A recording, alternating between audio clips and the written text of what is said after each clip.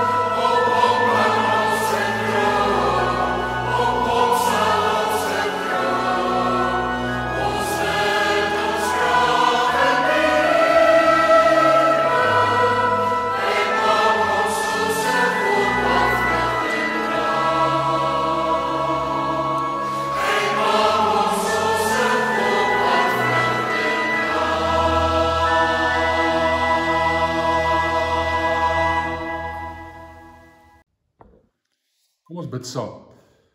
Ja, inderdaad, ons vind ons krag in die Here. Dis U wat ons dag vir dag dra. U is ons vertroue waardig. Er is niks wat met ons gebeur wat U onkant vang nie. U werk in ons, deur ons, sodat ons vrug kan dra. Dat ons soos die boom van Psalm 1 kan wees, dat U woord ons kan leer hoe om vir U te lewe, sodat U ons pad reguit kan maak. En elkeen wat in U glo, saam kan opbou tot die liggaam van Christus. Amen. Ek het verlede week gesels oor die debat in die kerk rondom die gehegtheid aan die waarheid. Ek het 4 aspekte uitgelig, waar die algemene sinode diversiteit in standpunte toegelaat het, wat tot onsekerheid en onrus in die kerk gelei het. Ek het verwys na die standpunt oor die Bybel, 2002, 2004, besluit oor die duiwel, 2011, die besluite oor saamwoon, 2013, en dan baie spesifiek die besluite oor wetenskap en teologie, 2015, waarin 'n sakramentele lees van die Bybel aangeprys word. Wat lesers aanraai om nie rasioneel en empiries na die werklikhede van die Bybel en die belydenisskrifte te kyk nie, maar eerder simbolies, sodat jy die goddelike kan raak sien in die teks. En ek het ook verder gegaan in die eintlike probleem uitgelig dat die algemene sinode nie optree teen teoloë wat ander duidelike standpunte van die sinode oor die maaglike geboorte, oor die liggaamlike opstanding en talle meer verwerp en dan hulle eie idees verkondig. Dit is duidelik. En die algemene sinode van 2019 erken dit self ruiterlik dat hulle vasgeloop is in terme van skrifverstaan en skrifuitleg. Wat egter ontstellend is dat die algemene sinode in dieselfde asem dink dat die eenheid van die kerk nie op die spel is wanneer oor die skrif verskil word. Niks kan verder van die waarheid wees nie. Die eenheid lê in die waarheid, volgens Efesiërs. Eenheid lê nie in die verskille oor die waarheid nie. Dis nie in diversiteit wat ons eenheid vind nie. Dis in die waarheid self en ons ooreenstemming oor die waarheid, waarin ons eenheid met mekaar vind. Dis die punt van Efesiërs 4 vers 1 tot 16. Daar is net een God, daar is net een Here, daar is net een Gees, daar is net een liggaam, daar is net een waarheid. En daaroor het ons verlede week gehandel. En daarom begin Paulus die brief van Efesiërs deur hulle te herinner, reeds in die eerste hoofstuk, dat hulle deur die woord van die waarheid deel van die liggaam van Christus geword het. Efesiërs 1:13. En hy sal die brief afsluit deur hulle op te roep om vas te staan deur die swaard van die Gees, dis die woord van God, in die hand te neem om die aanslae van die bose geeste in die lug af te sweer. Efesiërs 6 vers 17. Die enigste gevolgtrekking waartoe 'n mens kan kom, met sulke groot verskille oor skrifverstaan, skrifuitleg, is dat die eenheid van die kerk op die spel is. Want jy kan nie oor die waarheid verskillende standpunte inneem en dink dat jy die eenheid gaan beskerm. Veral nie as jy selfs oor die bron van die waarheid verskil en die Bybel in ons belydenisskrifte op diverse maniere interpreteer. Dink maar aan die onlangse rugbyreeks tussen die Britse en die Ierse leeu's en die Springbokke. En Rassie Erasmus wat so ernstig gevoel het oor die verskille in die interpretasie en toepassing van die reëls in die eerste toets, dat hy 'n video gemaak het om dit uit te lig. Hy gaan waarskynlik nou aan die pen ry daarvoor, maar na sy video kan niemand met hom verskil dat dit nie inderdaad so was nie. Net maar deur te kyk hoe die twee kapteins nie met dieselfde respek hanteer is nie, wys dit vir jou helder uit. Geen wonder dat die tweede toets 'n perd van 'n ander kleur was nie. Want die skeieregter het bykans alle beslissings reg gehanteer. En baie spesifiek ons kaptein Siya Kolisi met respek gehanteer. Dis groot lekker kry vir ons sportmal land se bevolking. Nou, hoe moet 'n mens, nou nie oor die rugby nie, maar hoe moet 'n mens oor hierdie verskille in die algemene sinode dink? Wel, ek dink op twee maniere. Die eerste is dat die verskille 'n goeie ding is. Dit het 'n suiwerende effek. Talle gemeentes en leraars en lidmate begin hulle stem laat hoor. Gesprekke en die debatte kring uit, sodat daar omtrent nie meer 'n dag is waarin nie een of ander brief of bydra eers in die media verskyn nie. Die algemene sinode sal al hierdie stemme uiteindelik net tot sy eie skade ignoreer. En die hoop is daar dat daar 'n terugkeer na die grammaties-historiese hantering van die Bybel en die belydenisskrifte sal wees. Bybel en die belydenisskrifte kan nie maar afgemaak word as nie rasioneel of nie empiries nie. Bybel en die belydenisskrifte kan nie maar simbolies geïnterpreteer word, asof dit verwyderd is van ons werklikheid en veral van God se werklikheid. En dat jy nou maar kan kies wat jy daarin wil glo of nie. Maar die tweede is dat die verskille 'n slegte ding is. Dit het 'n verdelende effek. Dit gee die duiwel vaste plek in ons geleedere, sodat hy met sy leuns en misleiding onvrede en onrus kan saai. Dis presies hoe in die gedaante van 'n slang die eerste mensepaar in sonde laat val. Is dit werklik so dat God gesê het? Lees dit maar Genesis 3 vers 1 en sommer ook 2 Korintiërs 11 vers 3, Openbaring 12 vers 9, waar die band tussen die duiwel en die slang in die tuin van Eden uitlê. Dis presies hoe die duiwel vir Jesus in die woestyn verlei het. As u die seun van God is, Matteus 4, 3 en 6 sê dit 2 keer. En let op, dat die duiwel in sy verleiding ook een keer die skrif gebruik het, deur in Psalm 91 vers 11 tot 12 aan te haal, om Jesus te oortuig om van die hoogste punt van die tempel af te spring. Want God het tog sy engele beveel, dat jy jou voet nie teen 'n klip sal stap nie, sê vir Jesus. En dan is ongelooflik om agter te kom, Jesus het elke keer met die regte gebruik van die skrif gekom, om die versoeking te weerstaan. En telkens gesê, daar staan geskrywe, Matteus 4 vers 4, 7 en 10. Nou, met dit as agtergrond, kom ons lees verder aan Paulus se brief aan die Efesiërs. Onthou dat hierdie brief geskrywe is om die valse leringe in die gemeente, die dwaalleraars, te bestry. Paulus wil help om die waarheid in Christus te omarm soos dit aan hulle oorgelewer is en soos wat in die skrifte vir hulle gegee is. Daarom skryf hy nou in die tweede deel van hoofstuk 4 oor die waarheid van die ou en die nuwe lewe. En hy gaan dit opvolg met vermaanings vir die alledaagse lewe. Maar onthou dat Paulus vir jou skryf. Hy het vir Efesiërs geskryf, was eintlik 'n omsendbrief vir 'n klompie gemeentes, maar hy skryf ook vir jou. Maar dieselfde dinge wat ek hier gaan uitlig as sy boodskap aan die Efesiërs, is ook die dinge wat jy deel van jou lewe moet maak.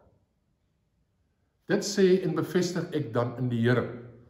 Hulle moenie meer soos die heidene met hulle niks beduidende gedagtes leef nie. Hulle denke is verduister. Hulle is vervreem van die lewe met God, omdat hulle onkundig is, deur die hardheid van hulle harte. Omdat hulle gevoelloos geword het, het hulle self oorgegee aan losbandigheid, asilgeia is die Griekse woord, om onversadigbaar allerhande onreindade te pleeg. Maar julle het Christus nie so leer ken nie. Julle het tog vir hom gehoor, en julle is oor hom onderrig, volgens die waarheid wat in Jesus is. Naamlik dat julle, wat julle vroegere lewenswandel betref, die ou mens moet aflê, wat as gevolg van sy misleidende drange vergaan.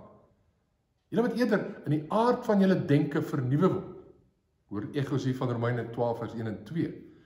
Ja, trek die nuwe mens as kleed aan, wat 'n ware geregtigheid en heiligheid in ooreenstemming met God geskep is.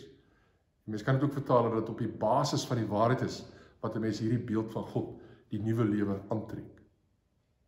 Nou Paulus beveel met hierdie opdrag, almal van ons, om die volgende te doen.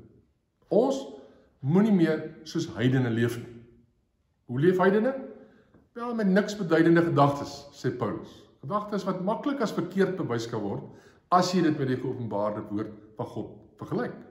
Hulle leef, sê Paulus, met verduisterde denke, vervreem van die lewe met God, onkundig, omdat hulle nie die lewegewende woord van God ter harte neem nie.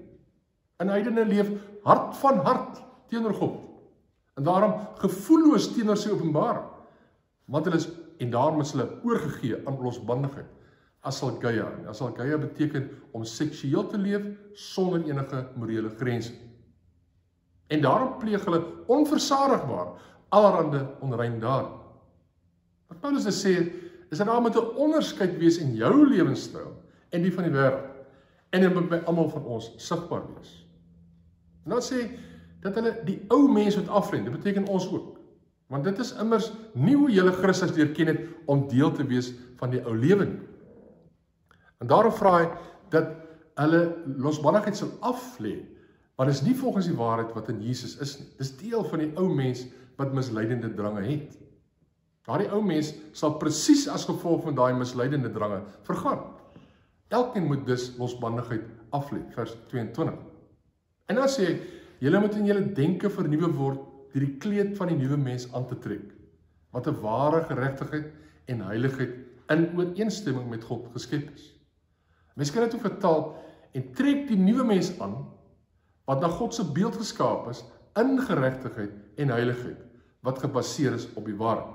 In vers 23 tot 24. Dit wil sê, dat God se waarheid jou gedagtes vol maak, sodat jy as nuwe mens kan lewe. Dit is soos met die voorbeeld van Jenga, wat ek verlede week gebruik het. Elke lid van die liggaam van Christus, wat die waarheid verander of verwerp, maak die gestalte van die liggaam van Christus onstabiel. Trek as ware van die blokkies uit, sodat die toring uiteindelik, soos 'n Jenga toring, omval. As jy dink dat losbandigheid nie so belangrik is nie, as jy daai blokkie uithaal en sê, maar dit hoef nie ons lewens te bepaal nie, dit wil sê, as jy geen grense stel vir jou seksuele lewe nie, dan verswak dit die eenheid van die liggaam. En ek herinner julle net aan die algemene sinode wat saamwoon aanvaarbaar gevind het, al wil hulle hê mense moet trou, want daardeur breek hulle die grense wat die skrif so duidelik uitspel. Skrif is duidelik. 1 Korintiërs 7:9, as jy van begeerte brand trou, dan moenie voor die tyd dit wat vir die huwelik bedoel is, voor die huwelik misbruik nie. En so 'n akkommoderende standpunt verswak die liggaam van Christus. Verswak ons almal se vashou aan die waarheid. Ontkrag ons in ons boodskap en ons getuienis in hierdie wêreld. Want ons laat kinders van die Here doodgaan toe om soos heidene rondom ons te lewe. En dit kan nie so voortgaan. Ons as kerk sal die ou mens moet uittrek en die nuwe mens moet aantrek, wat heilig vir God sal lewe, soos hy vir ons die waarheid gegee, en nie in losbandigheid sonder enige seksuele reëls nie. En dan vervolg Paulus, waarin vers 25 sê, daarom vermy die leuen en praat elkeen die waarheid met sy naaste. Want ons is lede van een liggaam. Word kwaad, dit wil sê vir die sonde, maar moenie self sonder nie. Laat die son nie ondergaan oor julle woede nie. Want daardeur sal julle vir die duiwel plek gee, en ons moenie vir die duiwel plek gee nie. En wat nog steel, moet nie meer steel nie. Moet eerder werk deur met sy eie hande te doen wat goed is, sodat hy iets het om vir die behoeftige te gee.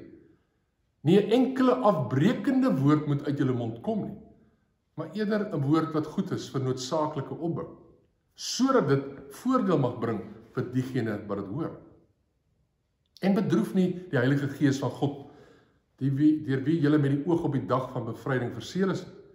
Laat vaar alle bitterheid en woede en gramskap en geskreeu en gelaster, saam met elke vorm van kwaad. Wees goedgesind teenoor mekaar, met innige meelewing, terwyl julle mekaar vergewe, soos God in Christus julle ook vergewe het. Dan Hoofstuk 5 verse, volg dan die voorbeeld van God as geliefde kinders, en leef in liefde, net soos Christus ons liefgehad het, en homself ter wille van ons oorgegee het, as 'n offergawe aan God, as 'n offerande met 'n aangename geur. Maar, dan som hy dit op wat hy tot dusver gesê het, soos dit heilig is betaam, moet daar onder julle van onsedelikheid, en hier gebruik hy die woord porneia, en allerlei onreinheid, hier gebruik hy die woord aselgeia, of gierigheid geen sprake wees nie. Nou moet geen skandelikhede, of dwaase, of lawwe praatjies, wat alles onvanpas is, onder julle voorkom nie, maar eerder woorde van danksegging. Want dit moet julle goed begryp. Geen hoereer, of onrein, of gierigheid, so iemand is 'n afgodsdienaar, het 'n erfdeel aan die koninkryk van Christus en van God nie. Nou ek het 3 gedagtes wat ek hier wil uitlig. Eerste is rondom die duiwel, die tema van ons preek. Tweede is rondom die opbou van mekaar. Baie belangrike klem wat in hierdie gedeelte gestel word. En dan die derde is rondom die Heilige Gees, en ek gaan volgende week 'n bietjie meer daaroor sê. Die eerste is, moenie vir die duiwel plek gee nie. Paulus roep die hele gemeente op om self aan die waarheid vas te klou en hulle lewenswandel te skoei op die waarheid, want die duiwel is die hele tyd besig. Hulle moet dus fokus daarop om in die waarheid te lewe, ook teenoor mekaar, en in die reg help van mekaar. Anders vat die leuen pos en verbreek dit die eenheid van die liggaam van Christus. Daarom sê, vermy die leuen, en praat elkeen die waarheid met sy naaste. Want dan voorkom jy dat die vader van die leuen sy misleidingswerk in die liggaam van Christus kan uitvoer, vers 25. En dan sê hy baie interessant, word kwaad, in hierdie konteks verlede van die liggaam wat oortree, maar moenie sondig nie. Laat die son nie ondergaan oor julle woede nie, vers 26. Dit wil sê, sorteer die sondes wat voorkom uit, pas dissipline toe. Hoekom moet ons dit doen? Want, sê hy in vers 27, anders gee jy 'n plek vir die duiwel. En Paulus se helder boodskap is, moenie vir die duiwel plek gee nie. Daar moet nie 'n vasstrap plek vir hom in die liggaam wees nie. En dit gebeur wanneer sondes oorgesien word en wanneer nie opgetree word met dissipline teenoor mekaar nie. Ek weet, oor vers 26 en 27 is daar al baie geskrywe. En die mense moet eintlik die agtergrond op Psalm 4 in ag neem. Want die eerste deel van vers 26 is 'n aanhaling daaruit. Word kwaad, maar moenie sondig nie. Maar ek hou van die Net Bybelse vertaling wat vir my dit die helderste stel. En dit lê agter my interpretasie hier. Be angry and do not sin. Do not let the sun go down on the cause of your anger. Do not give the devil an opportunity. So die idee van vers 26 tot 27 is volgens daai vertaling soos volg. Christene moet 'n regverdige verontwaardiging, righteous indignation hê oor sonde in die gelowige gemeenskap. Maar dit wil sê dat as ander gelowiges sondig, moet hulle gehanteer word, sagkens en vinnig, voor die son ondergaan. Want as die liggaam van Christus nie die sonde in sy midde aanspreek nie, kry die duiwel vasdruk. En dit maak vir my sin in die konteks in Efesiërs en ook in die konteks van die Psalm. Nou, 'n bietjie praktiese raad hieroor. Eerste plek waarvan jy uiteraard eers seker moet maak, is dat die oorsaak van jou verontwaardiging, die sonde, iets is wat in die woord aangespreek word. Hierdie heilige verontwaardiging is nie maar omdat jy verskil van iemand nie, maar omdat daar iets gedoen word wat indrys teen die woord. In tweede plek, ons moet leer by Jesus. Jou kwaad word moet 'n geregverdigde woede wees, soos ons by homself sien. Byvoorbeeld toe die Fariseërs geen deernis gehad het met 'n man wat Jesus van sy verdorde hand wou genees, het hy hulle woedend aangekyk, diep bedroef oor die hardheid van hulle harte, en die man gesond gemaak. Markus 3 vers 5. En ons sien dit ook met die reiniging van die tempel, dat hy die handelaars uitjaag om die tempel 'n plek van gebed weer te maak. Johannes 2 vers 13 tot 17. Derde plek, Jesus se woede het nooit tot sonde gelei, want hy kon sy emosies volmaak beheer. Daarom moet jy seker maak dat jou woede 'n righteous anger is, 'n geregverdigde verontwaardiging, en nie maar net 'n persoonlike reaksie omdat jy uitgelok is en of jy miskien gekrenk voel oor iets wat teenoor jou gedoen is nie. Daarom in die vierde plek, help dit baie om telkens te vra of hierdie verontwaardiging met jou uit die woord uitkom, of dit 'n reaksie is op sonde, soos die Bybel dit definieer. Jy mag dus per definisie self geen sondige motiewe hê nie, om iemand by te kom of af te kraak nie. Daardie gevoel van verontwaardiging mag nie toelaat dat jy self tot sonde gelei word. Baie keer kan 'n gewaande heilige woede immers net op die ou end dood gaan wees om ander by te wil kom. En dan in die vyfde plek voeg Paulus die praktiese raad by: moenie dat die son ondergaan oor julle woede nie. So moenie dat die probleem van die sonde van iemand anders vir jou in 'n persoonlike wrok oorgaan en jy nie meer in liefde die persoon kan begelei na gehoorsaamheid aan die waarheid nie. So hanteer dit so gou as moontlik. Maar die gevaar van woede is dat dit die duiwel 'n geleentheid bied. Gee hom 'n gaping, 'n deur wat alpad oopgelos word, om in te kom en daai verontwaardiging in 'n wrok te laat verander. En die wrok lei tot gedagtes van haat en vernyn, wat die persoonlike verhoudings in die liggaam van Christus kan verwoes. Bring ook die eenheid van die kerk op die spel. So daai tipe werk van die duiwel moet teëgestaan word. Soos Jakobus ons leer, Jakobus 4 vers 7. Hy moet net geen plek in ons lewe kry nie. Veral nie waar ons die gemeenskap suiwer wil hou nie, waar ons wil saam vashou aan die waarheid nie, en dus in die goeie ding wat ons wil doen, 'n slegte ding laat gebeur nie. Maar in die verband is daar ook twee leuns wat die duiwel in die gedagtes van hierdie wêreld laat posvat het. Rick Warren skryf onder andere daaroor, en hy sê dat ons die effek daarvan ook baie keer in die kerk sien. Die eerste leuen is dat as jy met iemand se lewenstyl verskil, is dit omdat jy hulle vrees of haat, dan word mense valslik van allerlei fobies beskuldig. En die tweede is dat om iemand lief te hê, beteken dat jy met alles moet saamstem wat hulle glo of doen. Nou beide leuns is nonsens.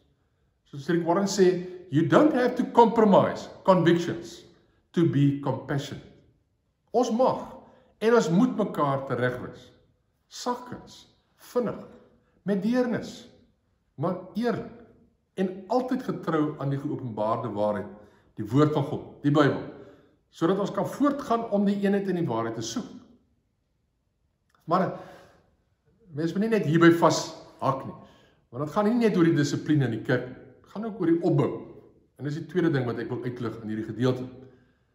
Paulus roep die liggaam van Christus op om 'n positiewe rol in ander gelowiges se lewe te speel, om mekaar op te bou, om te dink aan wat 'n voordeel kan wees vir iemand, en dan daai insette in mekaar se lewens te maak. Sê Paulus, dan moenie 'n enkele afbreekende woord uit jou mond kom nie, maar eerder 'n woord wat goed is vir noodsaaklike opbou, sodat dit voordeel mag bring vir diegene wat dit hoor. En gaan hy aan om te sê, dit beteken dat alle bitterheid en woede, en hierdie woede is nou daai woede wat aangaan en nie ophou wanneer iemand gehelp is nie, en gramskap en geskreeu en gelaster moet laat vaar word, saam met elke vorm van kwaad. Die kwaad moet nie net vermy word nie, dit moet uitgewis word, dit moet 'n deel van ons lewe wees. En daarom beteken dit, vers 32, dat die heiliges goedgesind teenoor mekaar sal wees. Heiliges is nou ek en jy. met innige meelewing, dat hulle mekaar vergewe presies soos God in Christus hulle ook vergewe het. Hoekom? Want as ons dit nie doen nie, as ons nie 'n positiewe rol in mekaar se lewe speel, dan bedroef ons die een wat in die liggaam van Christus woon, die Heilige Gees van God, wat hy in vers 30 vir ons sê. So beteken eenvoudig, as mense nou hoofstuk 5 bytrek, dat ons die voordeel van God volg as sy geliefde kinders. En soos hy in liefde ons teregwys en opbou in die waarheid, so moet ons ook teen mekaar optree. Ons moet mekaar lief hê soos Christus ons lief gehad het, wat beide teregwys en opbou. En ons moet onsself toewy aan mekaar se opbou, soos Christus homself ter wille van ons oorgegee het. Beteken nie dat ons enigiets aanvaar nie, maar daar is steeds die drie dinge wat Paulus nou in hoofstuk 5 uitwys, wat nooit deel mag wees van 'n kind van God se lewe nie. Seksuele immoraliteit, porneia, onsedelikheid, enige seks buite die huwelik, mag nie deel wees van ons lewe nie. Allerlei onreinhede, akatharsia, enige seks wat mense se liggaam oneer, mag nie deel van ons lewe wees nie. En dan gierigheid wat ons baie keer mis. Dit is die enige begeerte na meer, veral meer te hê as ander, ongeag wat jy regtig nodig het. En hierdie tipe lewenstyl is so ernstig, dat Paulus sê dat sulke mense afgodsdienaars is, wat nie 'n erfenis in die koninkryk van Christus en van God het nie. En dit is ook die tipe sondes wat ons vinnig moet hanteer, sodat daar nie lewenstylpatrone vasgelê word, wat later die eenheid van die kerk op die spel bring, en die eenheid verbreek, soos 'n Jenga-toring wat uiteindelik in mekaar stort. Want dit kan net slaag, as ons regtig die Heilige Gees toelaat, om sy rol in ons persoonlike lewe, sowel as in die liggaam van Christus te speel. En daarom is dit die derde punt waarmee ek afsluit, moenie die Heilige Gees van God bedroef. Woorde van dissipline in hierdie gedeelte is harde woorde, kan ongenaakbaar voorkom, en is natuurlik doelbewus so, want Paulus is bekommerd oor die dwaalleringe wat die gemeente van Efese van die spoor gaan afneem. Hy kan nie bekostig om doekies om te draai en die waarheid op 'n bedekte manier of met 'n omweg aan hulle te bring nie. Anders sal hulle nie groei in hulle verhouding met Christus nie. En dan praat hy nie meer die waarheid in liefde nie, juist dit wat hy vir hulle sê dat hulle moet doen. En dan sal hulle nooit die samebindende krag van die vrede wat Christus bring, deurdat ons aan sy woord gehoorsaam is, ken nie. As hy nooit die eenheid van die Gees kan bewaar nie, as hy nooit van die vol raak met God, met die volheid van God, dit wat die Gees vir ons wil gee nie. Want dis die doel van dit alles, is om so vol van God se wese te word, dat sy beeld herstel word in jou. Dit is iemand na jou kyk, hy wil sy nie net vir jou raak sien nie, maar vir God, en die volheid van sy Gees, en die volheid van Christus. Anders, as ons nie met hierdie positiewe ingesteldheid leef nie, sal ons die Heilige Gees van God bedroef. Die een wat ons verseël het met die oog op die dag van bevryding, wanneer alles nuut sal word en ons in die nuwe hemel en nuwe aarde met God sal leef. Hy is die een wat ons voorberei vir die dag van die openbaarmaking van die kinders van God. En dit moet jy goed hoor, God kan bedroef raak in jou, omdat jy nie groei in die rigting wat sy Gees jou wil neem. Want 'n ongelooflike, verontrustende gedagte. Dink jou in die ervaring wat die inwonende Gees in jou het, as hy gedwarsboom word deur jou hardkoppigheid en jou ongehoorsaamheid. As hy jou wil heilig maak en jy kies om in onreinheid, onsedelikheid en gierigheid te volhard. As hy jou wil leer om opbouend te leef en jy kies om negatief te praat en jy volhard in bitterheid, en woede, en gramskap en geskreeu en gelaster, saam met 'n mond wat oorborrel van vuil taal. Dit bedroef die hart van God. Veral omdat sonde nie net jou hart 'n ongure plek maak om in te bly nie, by wyse van Spreuke, maar ook omdat dit die eenheid in die liggaam van Christus dwarsloop. Sodat die Gees ook nie die kerk kan inspireer om God se wil te doen nie. Want daar is te veel mense wat daarvan verskil en wat dit beperk en inperk en wat mense nie help om regtig vir God te kan dien. En dit is dan ook my fokus volgende week. Ek gaan fokus op die rol van die Heilige Gees om ons gedagtes vol te maak met God se gedagtes, sodat niemand jou kan verlei met nikszeggende redenasies nie. Amen. Kom ons bid saam. Here, U het ons gered uit die duisternis na die lig. het ons vrygemaak van die werke van die duiwel en onder die heerskappy van Christus gebring.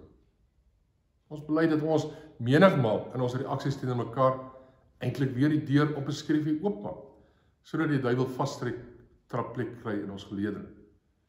Ons bid dat U ons vergewe en dat U ons deur die Gees in staat stel om regtig die invloed van die duisternis teë te staan en die nuwe mens wat na U beeld geskaap is, in waarheid aan te trek. En dat ons al hoe meer ons lewens sal skoei op die waarheid wat U vir ons in Christus en die woord gegee het. Amen. Soos gebruiklik gee ons dankoffer deur SnapScan en EFT. Die detail kom aan die einde. Maar kom ons bely nou saam dat Jesus die Here is.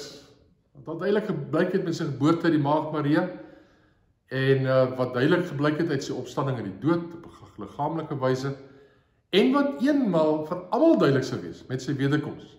Wanneer hy as bruidegom sy bruid, dis nou ek en jy wat in hom glo, kom maar, Vonk 183, net soos die hemelkoor.